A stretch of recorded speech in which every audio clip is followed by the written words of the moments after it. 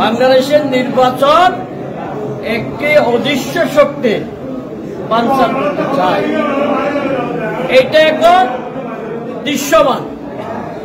যারা নির্বাচন বানচাল করতে চায় এটা এখন দৃশ্যমান।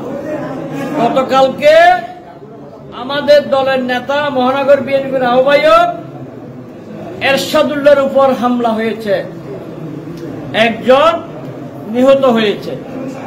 তো বুঝতে হবে আমাদের এখানেও হবে না, এটার কোনো গ্যারান্টি নাই। তাহলে আমরা জনগণ মাস পিপলকে যেভাবে হাসিনা পতনের আগে জুলাই আগস্টের সময় মাস পিপল যেভাবে রাস্তায় নেমে গিয়েছিল, এখনো সময় এসেছে ওইভাবে রাস্তায় নেমে যাওয়ার জন্য। ধানের শীষ মার্কা নিয়ে রাস্তায় নেমে গেলে অদৃশ্য শক্তি অদৃশ্য হয়ে যাবে। ধানের শীষ মার্কায় ভোট দিয়ে নেতাকে জয়যুক্ত করতে হবে, তারেক রহমানকে। এটা মাথায় রাখতে হবে ইনশাআল্লাহ।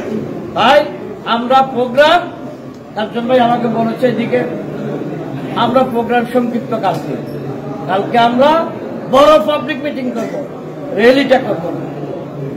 বুঝতে পারছি? র্যালিটা আমরা করবো না, আমরা একটা পাবলিক মিটিং করব।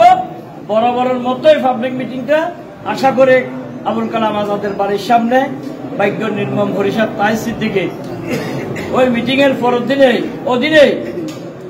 আমাকে এমন করে ধরে নিয়ে গেল করে দুনিয়ার নাস্তা আমাদেরকে খাওয়াইছে। আজকে তাইর ভাইয়ের কথা মনে পড়ে, ওই জায়গায় আমরা সমাবেশটা করব।